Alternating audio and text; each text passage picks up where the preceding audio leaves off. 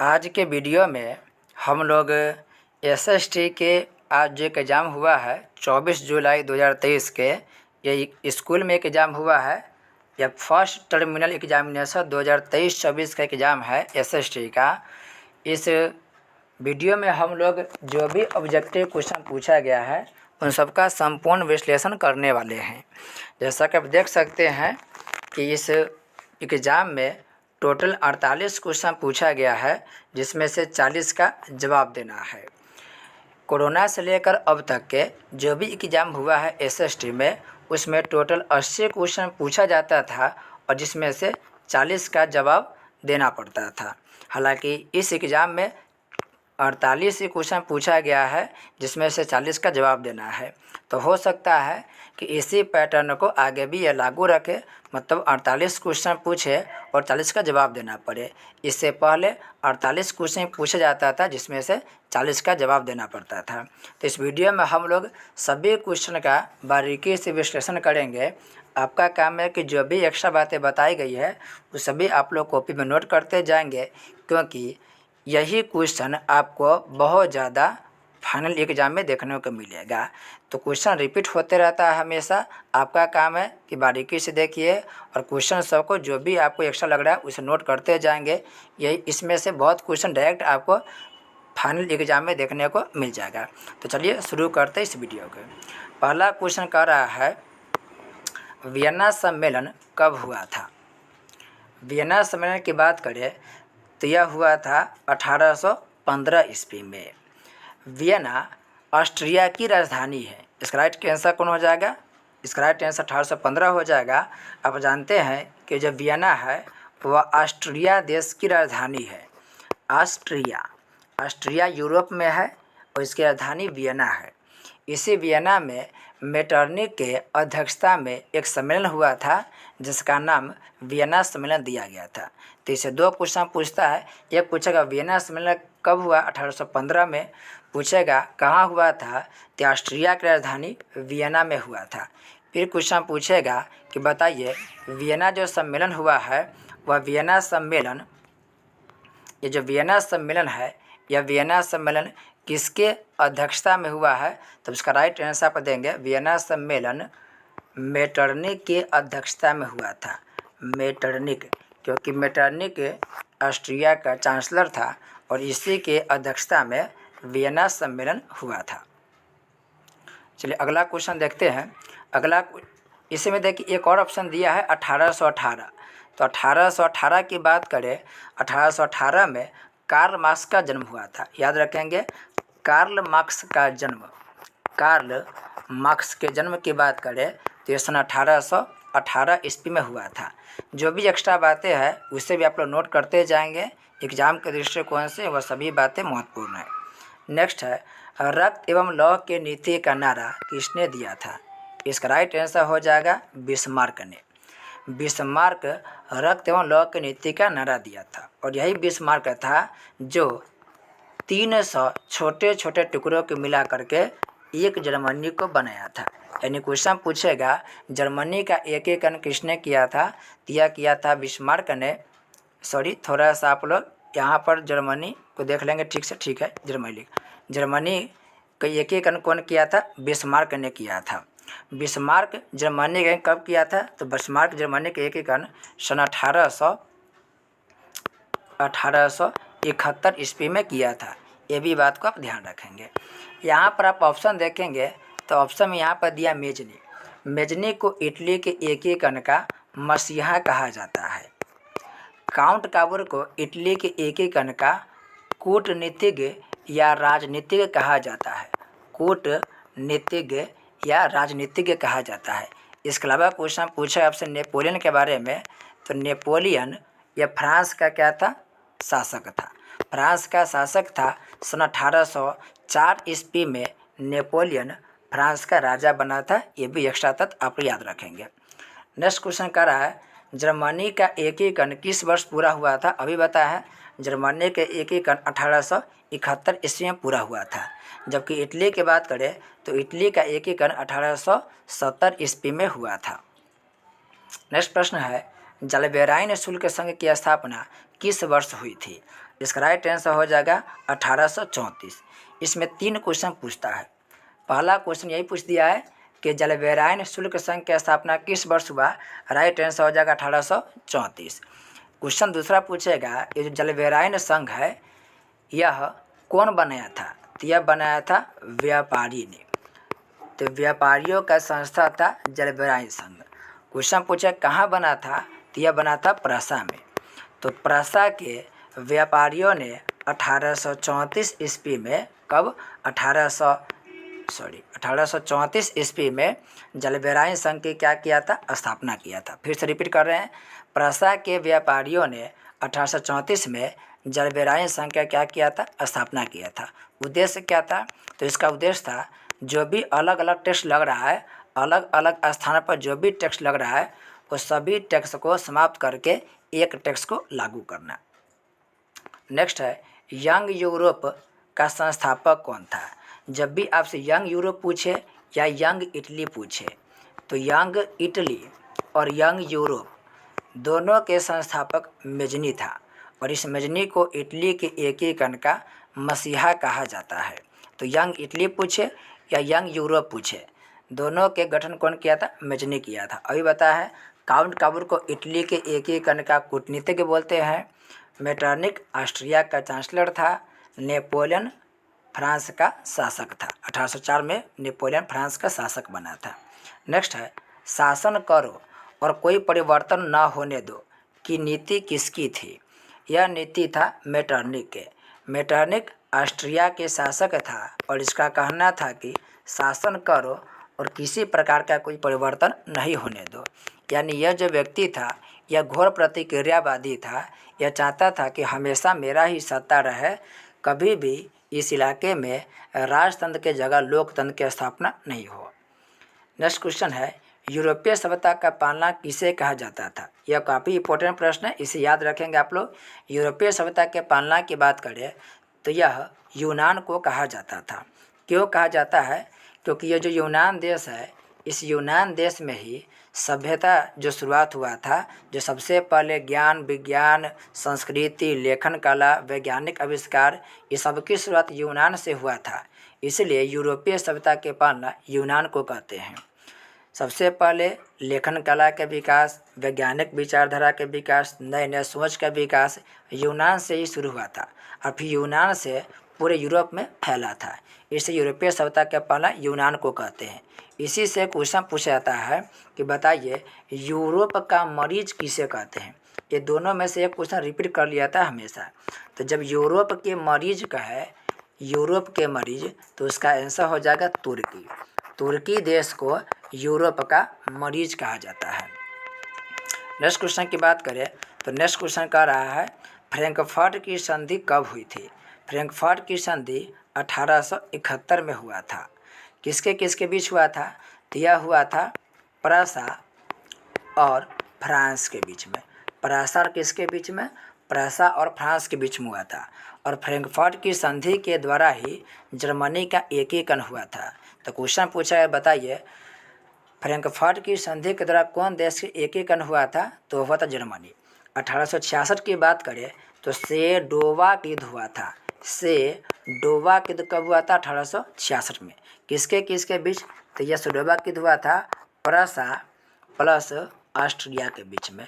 प्रसा और किसके बीच में हुआ था, प्रसा और ऑस्ट्रिया के बीच में हुआ था। 1871 में जर्मनी का एकीकरण हुआ था। 1870 में इटली का एकीकरण हुआ था। नेक्स्ट है कहाँ के शासक को जार कहा जाता था। रूस के शासक को जार कहा जाता था। यहीं पर एक शासक फेमस है जिसका नाम पढ़ना पड़ता है आपको, जार निकोलस द्वितीय। इसका नाम याद रखिएगा, इससे क्वेश्चन पूछा जाता है। जार निकोलस द्वितीय, जार निकोलस द्वितीय। इसमें जार का मतलब है रूस के राजा। रूस के जो राजा जार निकोलस जब द्वितीय था तो उसी समय 1917 में रूस में क्रांति हुआ था। तो क्वेश्चन पूछता है जब 1917 में रूस की क्रांति हुआ था तो वहाँ के जार कौन था। वहाँ के जार कौन होगा, जार निकोलस द्वितीय। नेक्स्ट क्वेश्चन की बात करें तो क्वेश्चन कह रहा है कार्ल मार्क्स का जन्म कहाँ हुआ था। कार्ल मार्क्स का जन्म जर्मनी में हुआ था और यह हुआ था सन 1818 ईस्वी में।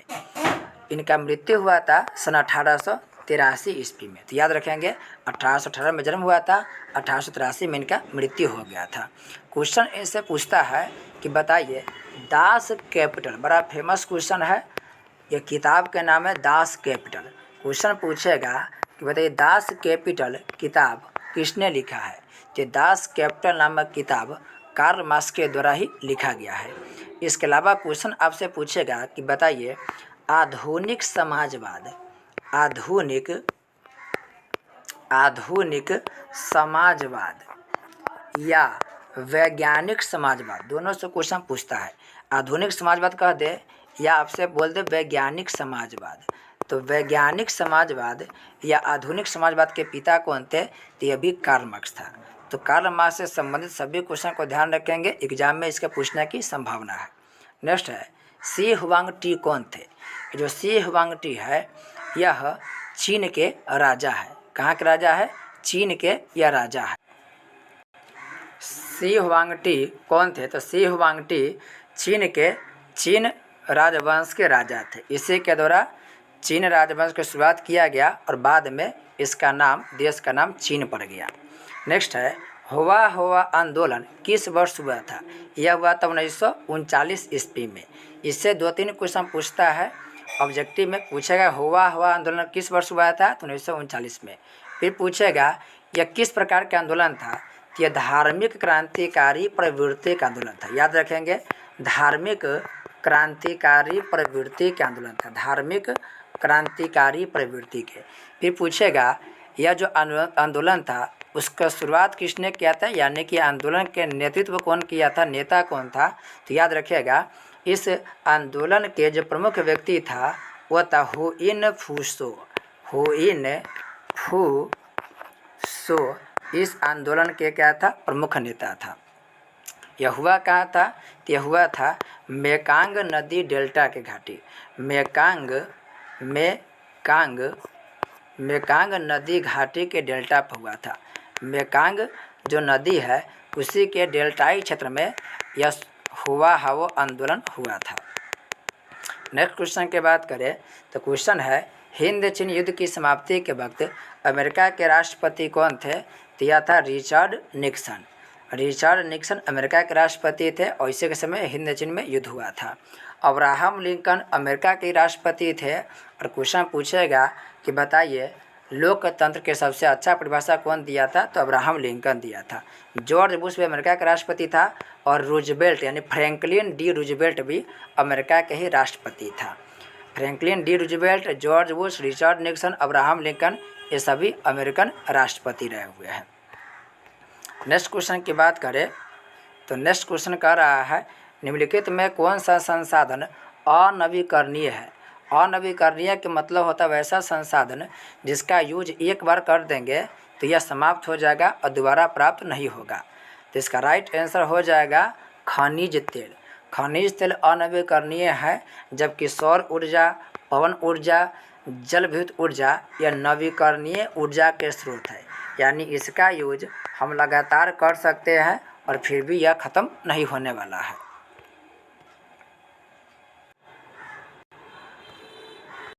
नेक्स्ट क्वेश्चन हो गया 15 नंबर क्वेश्चन कह रहा है तट रेखा से कितने किलोमीटर के समुद्री क्षेत्र किसी देश का अपवर्जक आर्थिक क्षेत्र माना जाता है। इसका राइट आंसर हो जाएगा 200 किलोमीटर का क्षेत्र। याद रखेंगे जब भी आपसे अपवर्जक आर्थिक क्षेत्र पूछेगा यानी कि आर्थिक अपवर्जक क्षेत्र तो 200 किलोमीटर या आपको दे दिया कहीं पर 200 NM नॉटिकल माइल, इसका आंसर हो जाएगा।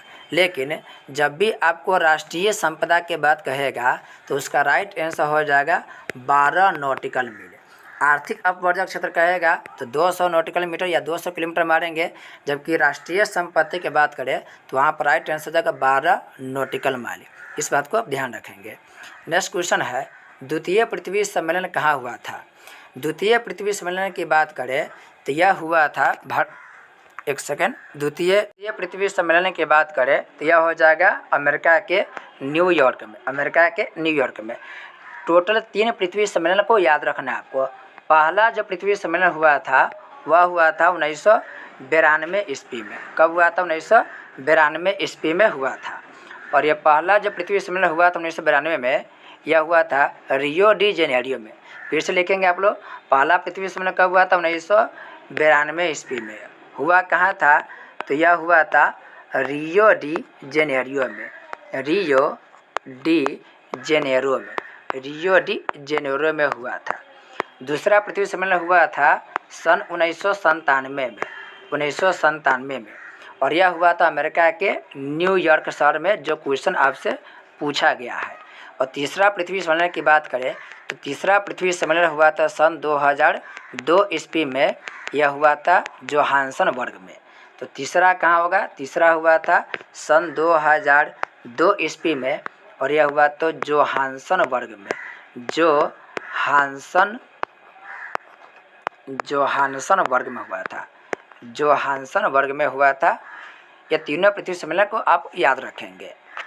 नेक्स्ट क्वेश्चन पूछ रहा है, हमारे पास पेट भरने के लिए बहुत कुछ है, लेकिन पेटी भरने के लिए कुछ नहीं है। इस कथन का संबंध है, इस कथन का संबंध महात्मा गांधी से। महात्मा गांधी ये कहना था कि इस धरती पर एक व्यक्ति को आवश्यकता पूरा करने के लिए बहुत सारा संसाधन है, लेकिन एक लालची व्यक्ति के लालच पूरा करने के लिए पूरा पृथ्वी के संसाधन कम पड़ जाएगा। उसी को ही दूसरे शब्द में कहा गया है कि हमारे पास पेट भरने के लिए बहुत संसाधन है, लेकिन पेटी का सेंस लालच, पेटी यानी लालच पूरा करने के लिए कुछ भी संसाधन नहीं है। यह कथन किनका है? गांधी जी का है। गांधी जी से एक और क्वेश्चन पूछता है कि बताइए, ग्राहक हमारे दुकान की सबसे कीमती व्यक्ति होता है, यह किसने कहा था? ये गांधी जी ही बोले हुए थे। मेघा पाटेकर से क्वेश्चन पूछता है, बताइए नर्मदा बचाओ आंदोलन का संबंध किससे है? तो नर्मदा बचाओ आंदोलन मेघा पाटेकर के द्वारा किया गया था। इसके अलावा जवाहरलाल नेहरू से क्वेश्चन पूछेगा आपसे। जवाहरलाल नेहरू से क्वेश्चन पूछता है कि कौन भारत के बहुउद्देशीय नदी घाटी परियोजना को आधुनिक भारत का मंदिर कहा?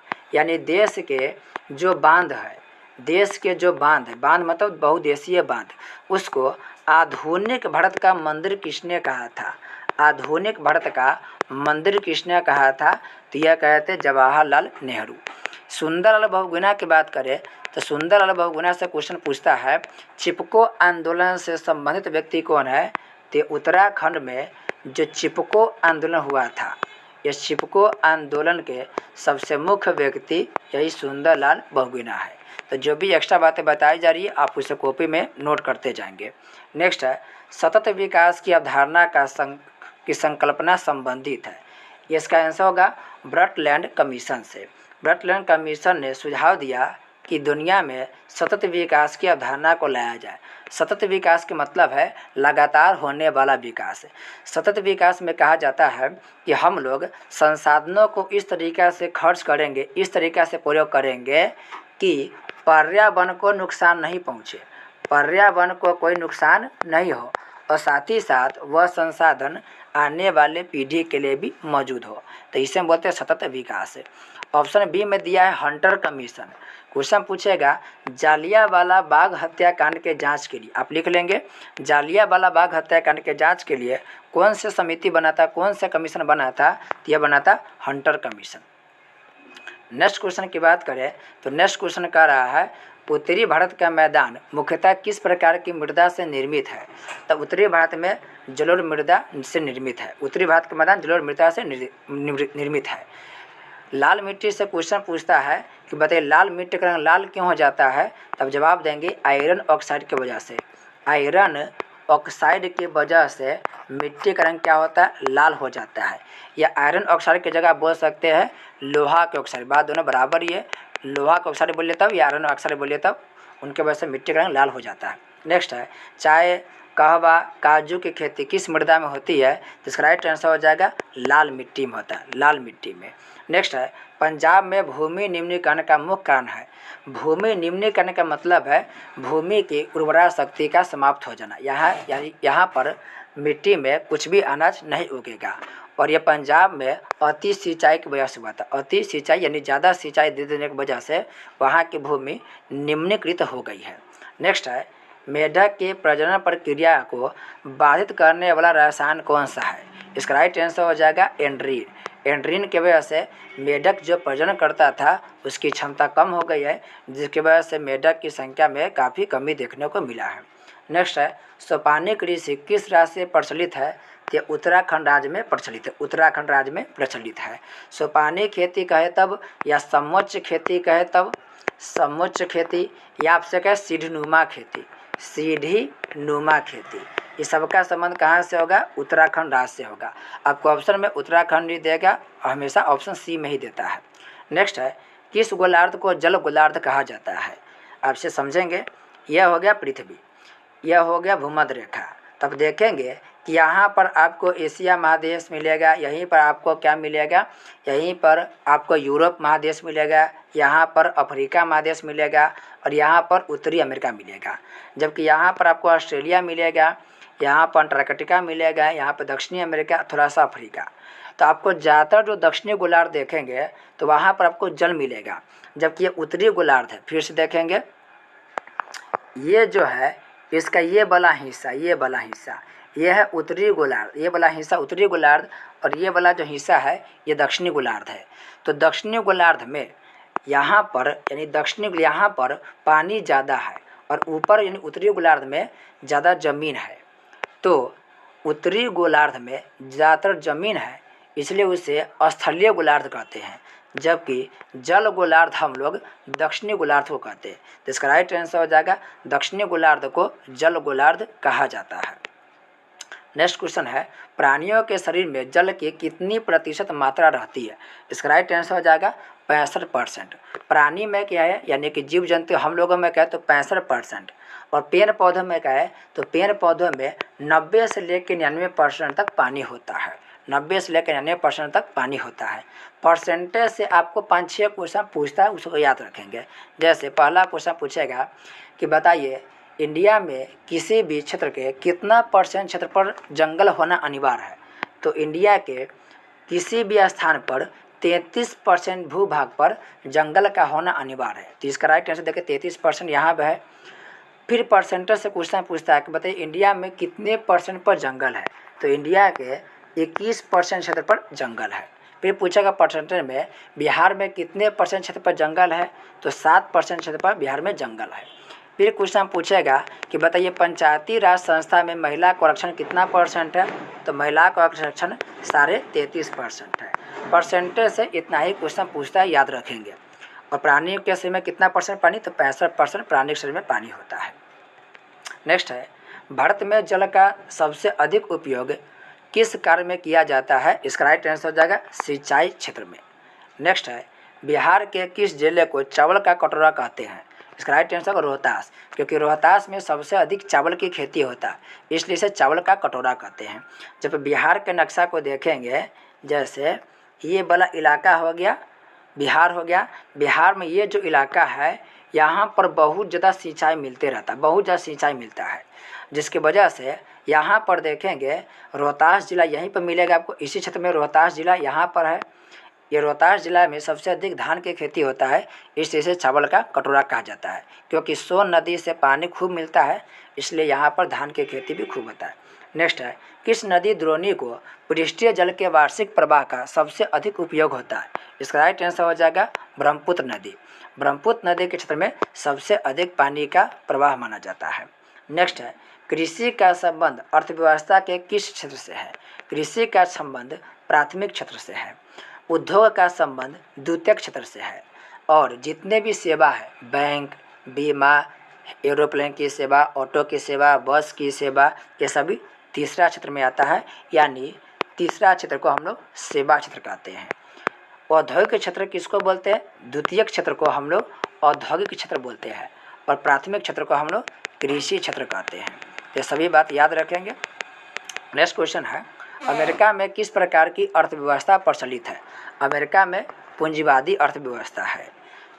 रूस में साम्यवादी अर्थव्यवस्था है। जबकि दुनिया के अधिकांश देश में, जैसे भारत हो गया, उसके बाद श्रीलंका हो गया, पाकिस्तान हो गया, नेपाल हो गया, इन सभी में मिश्रित अर्थव्यवस्था है। बाकी देश में, अधिकांश देश में क्या तो मिश्रित अर्थव्यवस्था ही है। नेक्स्ट है, आर्थिक विकास के माप के लिए सबसे उपयुक्त सूचकांक है। तो आर्थिक विकास के माप के सबसे उपयुक्त सूचकांक है प्रति व्यक्ति आय। प्रति व्यक्ति आय किसे कहेंगे? तो प्रति व्यक्ति आय निकालने का सिंपल तरीका है देश के कुल आमदनी, देश के क्या कीजिए, कुल आमदनी को काउंट कर लीजिए, देश के कुल आमदनी, और इसको बटा में कर दीजिए कुल जनसंख्या। देश के कुल आमदनी बटा देश के कुल जनसंख्या जब देंगे तो जो भागफल निकल के आएगा वह प्रति व्यक्ति आय कहलाएगा। तो याद रखेंगे, देश के कुल आमदनी को देश के कुल जनसंख्या से भाग देने पर जो भागफल प्राप्त होता है उसे प्रति व्यक्ति आय कहते हैं। भारत में सबसे अधिक प्रति व्यक्ति आय वाला जो जिला है वह गोवा है। सबसे ज़्यादा जो प्रति व्यक्ति आय वह गोवा राज्य के पास है, और सबसे कम प्रति व्यक्ति आय वाला राज्य जो है वो बिहार है। बिहार में सबसे कम प्रति व्यक्ति आय है। बिहार में सबसे अधिक प्रति व्यक्ति आय का है तो पटना के प्रति व्यक्ति आय सबसे अधिक है, जबकि शिवहर जिला के प्रति व्यक्ति आय सबसे कम है। नेक्स्ट क्वेश्चन की बात करें तो क्वेश्चन कह रहा है निम्नलिखित में कौन सा देश विकसित अर्थव्यवस्था का उदाहरण है? इसका राइट आंसर हो जाएगा ब्रिटेन। ब्रिटेन विकसित देश है। विकसित देश किसे कहेंगे? तो विकसित देश वैसा देश होता है जहाँ की प्रति व्यक्ति आय बहुत ज़्यादा होता है, जहाँ के लोगों के रहन सहन उच्च होता है। जबकि भारत एक विकासशील देश है, मलेशिया विकासशील देश है, इंडोनेशिया भी एक विकासशील देश है। जबकि ब्रिटेन की बात करें, अमेरिका की बात करें, जापान की बात करें, सिंगापुर की बात करें, इटली की बात करें, जर्मनी की बात करें तो ये सभी विकसित अर्थव्यवस्था वाला देश है। नेक्स्ट है, बिहार के आर्थिक पिछड़ेपन का प्रमुख कारण क्या है? तो आर्थिक पिछड़ेपन के प्रमुख कारण बाढ़ भी है, जनसंख्या में तीव्र वृद्धि भी है, कृषि पर अधिक दबाव, यानी इनमें से सभी होगा। कभी कभी क्वेश्चन पूछता है कि बताइए बिहार के आर्थिक पिछड़ेपन के सबसे प्रमुख कारण क्या है?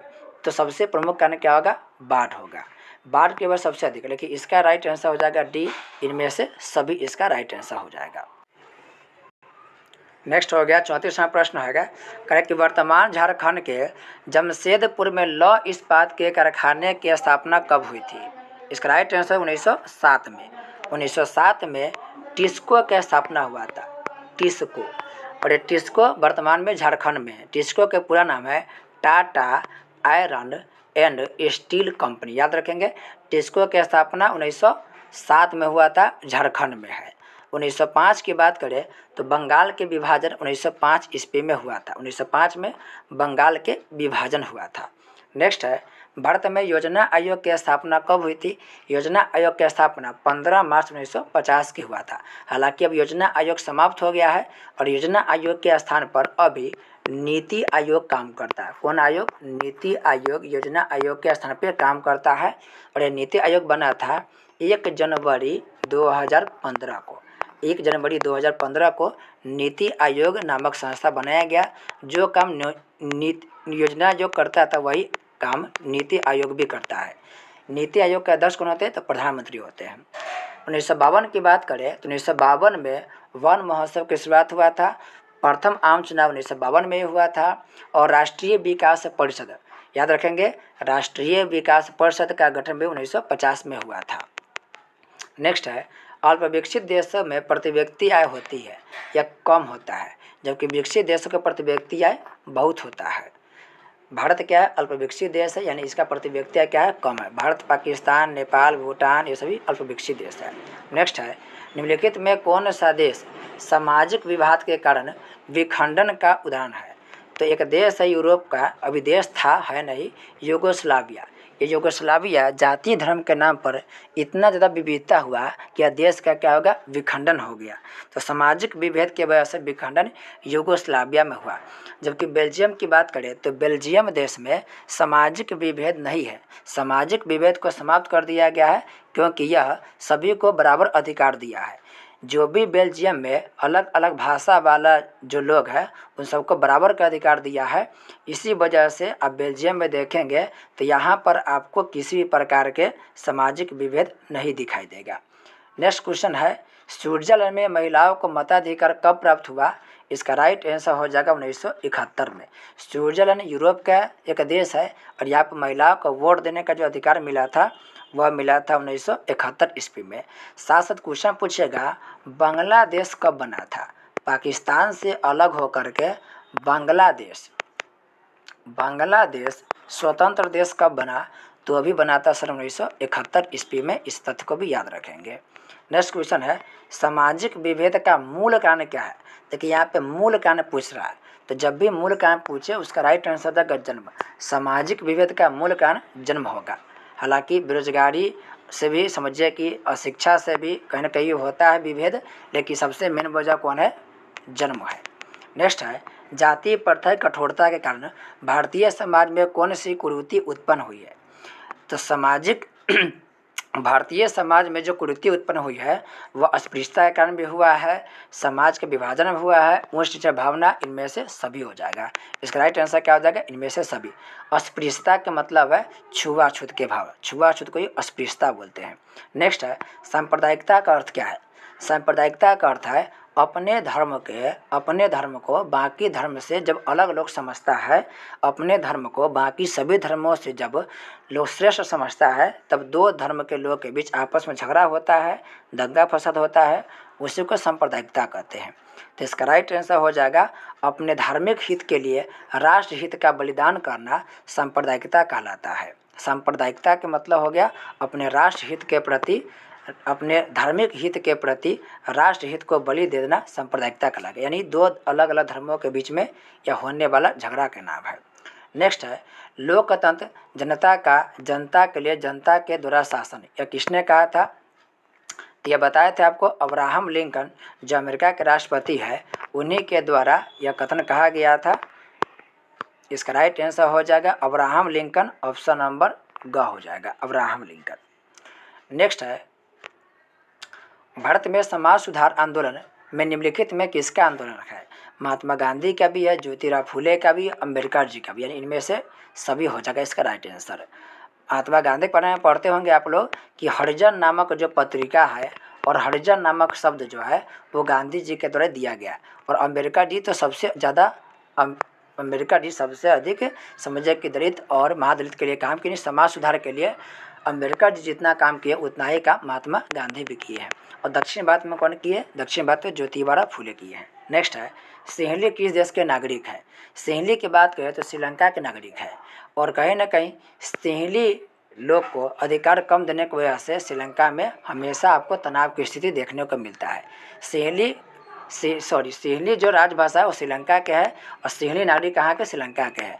तो श्रीलंका में इंडिया के तमिल लोग भी है और इस तमिल के वजह से दोनों में समझे कि एक वजह से तनाव की स्थिति बना रहता है। झगड़ा के मेन वजह यह भी है, श्रीलंका में इसी वजह से झगड़ा भी होते रहता है। 46 नंबर क्वेश्चन है, एंथ्रेक्स क्या है? तो एंथ्रेक्स अति सूक्ष्म जीवाणु एंथ्रेक्स है।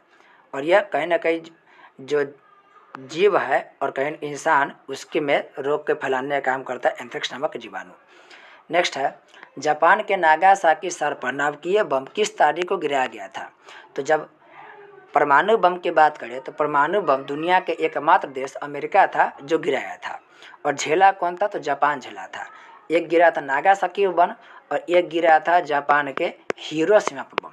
हिरोशिमा, तो हिरोशिमा और नागासाकी पर परमाणु हमला अमेरिका किया था। बात करें हिरोशिमा पर तो हिरोशिमा पर 6 अगस्त को गिरा था और नागासाकी पर 9 अगस्त 1945 को परमाणु बम गिरा था। नागासाकी शहर जापान के है और यहाँ पर परमाणु बम जो गिरा था 9 अगस्त 1945 को गिरा था। अंतिम क्वेश्चन है, निम्नलिखित में कौन जैविक आपदा है? तो जैविक आपदा की बात करें तो चेचक, प्लेग, हैजा, ये सभी जैविक आपदा है, यानी इनमें से डी हो जाएगा, इनमें से सभी। इस तरह से हम लोग जितने भी ऑब्जेक्टिव क्वेश्चन था सबके विश्लेषण कर चुके हैं। नेक्स्ट वीडियो में कल ही हम लोग इसका एक और वीडियो डाल देंगे जिसमें सभी सब्जेक्टिव क्वेश्चन का विश्लेषण किया जाएगा। इसको बारीकी से देखना है क्योंकि यहाँ से आपको 4-5 क्वेश्चन एग्जैक्ट हूबहू आपको फाइनल एग्जाम में देखने को मिल जाएगा। तो मिलते हैं एक नई वीडियो के साथ, तब तक के लिए आपका बहुत बहुत धन्यवाद।